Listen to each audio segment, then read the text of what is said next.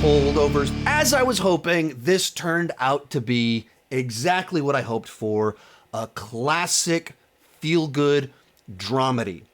It takes a familiar formula and does a great job with it, where you have this setup about characters that don't understand each other, that kind of drive each other mad, and then throughout the course of their journey, you start to realize what's really going on with them. They have more in common than they thought.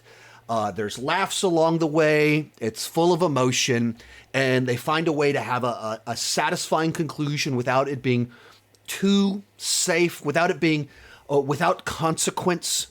That it feels like you're watching a story where the people feel real, the scenarios feel earned, and the ending makes sense in light of the journey that we've been on.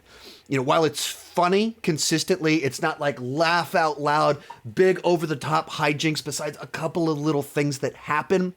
Most of it, it's amusing, it's witty, it's like, oh, that was fun. But all feeling earned, and you care about the characters, you care about their journey, and you want to learn more about them. And the longer the movie goes, the more you're invested, the better that it gets.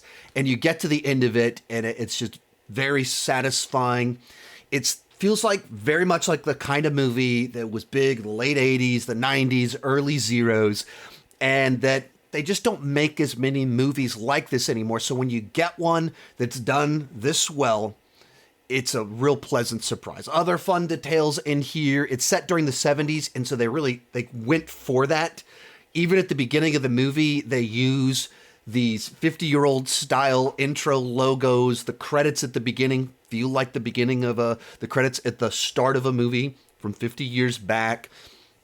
Color scheme, the score, all of it designed to take you back to a time and place and feel separate from so many movies that come out today. Paul Giamatti, of course, is always great, and he's like made a career out of playing this type of character, and he's great at it because he can be cranky, he can be funny, but then he can be convincing. Like he pulls it off not just as the stereotype, not as just this one-dimensional angry guy, but as a person that has forgotten how to connect with people. And that's so much what this movie's about, is that people that are deeply lonely, surrounded by other lonely people, and those lonely people realizing that and helping each of them in their own way. So totally dug it. Go check it out. It is like a classic feel-good holiday dramedy.